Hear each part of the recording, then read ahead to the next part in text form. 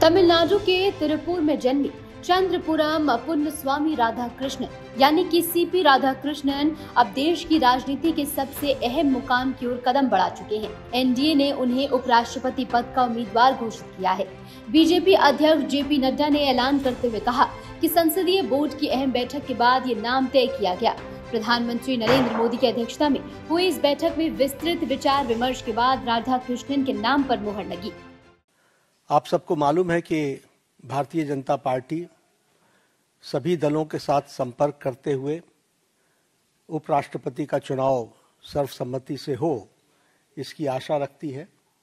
और इसीलिए हम सब लोगों ने पिछले एक सप्ताह में लगभग सभी राजनीतिक दलों के साथ, हमारे एनडीए के पार्टनर्स भी और जो हमारे विपक्षी दल के पार्टी के सदस्य हैं, नेता हैं, उनके साथ भी संपर्क साधा था, हमारे वरिष्ठ नेताओं ने। और हम लोगों ने इस बात को की उम्मीद रखी है कि हम उपराष्ट्रपति का चुनाव सर्वसम्मति से करें और भारतीय जनता पार्टी एनडीए का कैंडिडेट हो।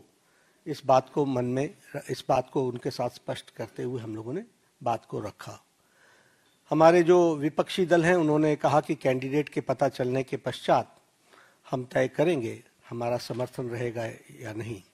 हमारे एनडीए के साथियों के साथ भी चर्चा गहन रूप से हुई और गहन रूप से चर्चा होने के बाद आज हम यहाँ पर आपको खुशी से ये बताना चाहते हैं और ये खुशखबरी देना चाहते हैं कि संसदीय बोर्ड की बैठक में जिसका नेतृत्व हमारे प्रधानमंत्री नरेंद्र मोदी जी की उपस्थिति में हुआ, उनके नेतृत्व में ये बैठक हुई।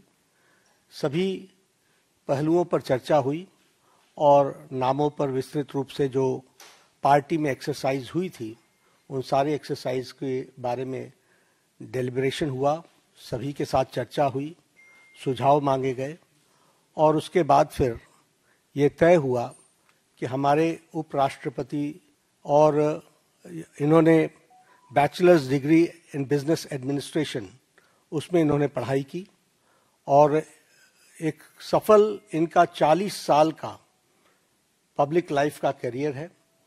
आप वर्तमान में महाराष्ट्र के गवर्नर हैं। इससे पहले आप झारखंड के गवर्नर रहे, राज्यपाल रहे और साथ में आपके पास राष्ट्रपति महोदया के माध्यम से तेलंगाना का और हमारे पुडुचेरी की लेफ्टिनेंट गवर्नर और तेलंगाना के गवर्नर के रूप में भी आपके पास चार्ज रहा और वर्तमान में आप महाराष्ट्र के गवर्नर के रूप में काम कर रहे हैं। जैसा मैंने बताया कि आपका राजनीतिक जीवन 40 साल का है और विभिन्न जिम्मेवारियों को आपने निभाया है।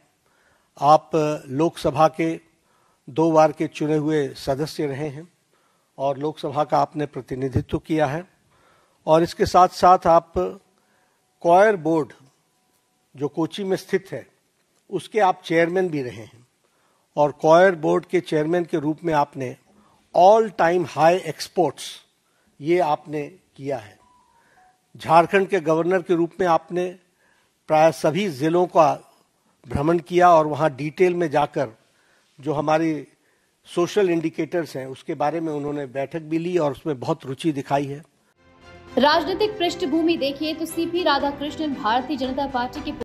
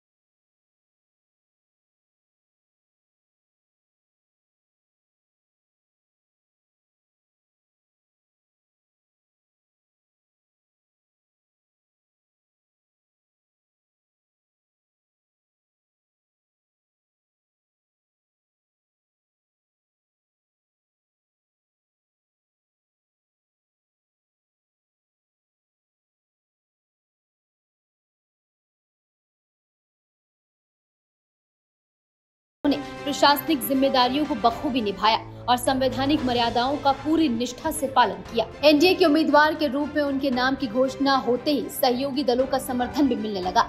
चिराग पासवान, जयंत चौधरी, पवन कल्याण, एन चंद्रबाबू नायडू और जीतन राम मांझी जैसे बड़े नेता खुलकर उनके समर्थन में आ गए हैं। खास बात यह है कि किरण रिजिजू उनके इलेक्शन एजेंट बनाए गए हैं और राजनाथ सिंह विपक्ष के नेताओं से बातचीत करेंगे ताकि अधिकतम समर्थन हासिल किया जा सके। प्रधानमंत्री नरेंद्र मोदी ने भी एक्स पर पोस्ट कर उन्हें बधाई दी। उन्होंने लिखा कि सीपी राधाकृष्णन ने समर्पण, विनम्रता और बुद्धिमत्ता से एक विशिष्ट पहचान बनाई है। उन्होंने जमीनी स्तर पर, खासकर तमिलनाडु में सामुदायिक सेवा और वंचित वर्गों के सशक्तिकरण पर विशेष ध्यान केंद्रित किया है। नामांकन से पहले उन्होंने अपनी पत्नी सुमति के साथ मुंबई स्थित सिद्धि विनायक मंदिर में दर्शन किए और देश की समृद्धि और खुशहाली की कामना की। चलिए अब आपको बताते हैं कि कैसे होता है उपराष्ट्रपति का चुनाव। उपराष्ट्रपति का चुनाव परोक्ष होता है, जिसके निर्वाचन मंडल यानी कि इलेक्टोरल कॉलेज में राज्यसभा और लोकसभा के सांसद शामिल होते हैं। राष्ट्रपति चुनाव में चुने गए सांसदों के साथ विधायक भी मतदान करते हैं, लेकिन उपराष्ट्रपति चुनाव में लोकसभा और राज्यसभा के सांसद ही वोट डाल सकते हैं। खास बात यह है कि दोनों सदनों के लिए मनोनीत सांसद राष्ट्रपति चुनाव में मतदान नहीं कर सकते, लेकिन वे उपराष्ट्रपति चुनाव में वोटिंग कर सकते हैं। उपराष्ट्रपति का कार्यकाल पूरा हो जाने के 60 दिनों के अंदर चुनाव कराना जरूरी होता है। इसके लिए चुनाव आयोग एक निर्वाचन अधिकारी नियुक्त करता है, जो मुख्यतः किसी एक सदन का महासचिव होता है। निर्वाचन अधिकारी चुनाव को लेकर पब्लिक नोट जारी करता है और उम्मीदवारों से नामांकन मंगवाता है। उपराष्ट्रपति पद के लिए चुनाव लड़ने के लिए उम्मीदवार के पास 20 प्रस्तावक और कम से कम 20 अन्य अनुमोदक होने चाहिए। प्रस्तावक और अनुमोदक राज्यसभा और लोकसभा के सदस्य ही हो सकते हैं। उम्मीदवार को 15,000 रुपए भी जमा कराने होते हैं और इसके बाद निर्वाचन अधिकारी नामांकन पत्रों की जांच करता है और योग्य उम्मीदवारों के नाम बैलेट में शामिल किए जाते हैं। एक साधारण कार्यकर्ता से लेकर उपराष्ट्रपति पद के उम्मीदवार तक का ये सफर बताता है कि राजनीति में धैर्य, समर्पण और निरंतर सेवा भाव कितना असरदार हो सकता है। सीपी राधाकृष्णन अब उस पद की ओर बढ़ रहे हैं जो देश की संवैधानिक संरचना में बेहद अहम है। 9 सितंबर को चुनाव होगा, लेकिन उससे पहले 21 अगस्त को वे नामांकन दाखिल कर सकते हैं। अब सभी की निगाहें इस बात पर हैं कि क्या विपक्ष इस नाम पर सहमति जताता है या मुकाबला दिलचस्प मोड़ लेता है। Bureau report, RNTV।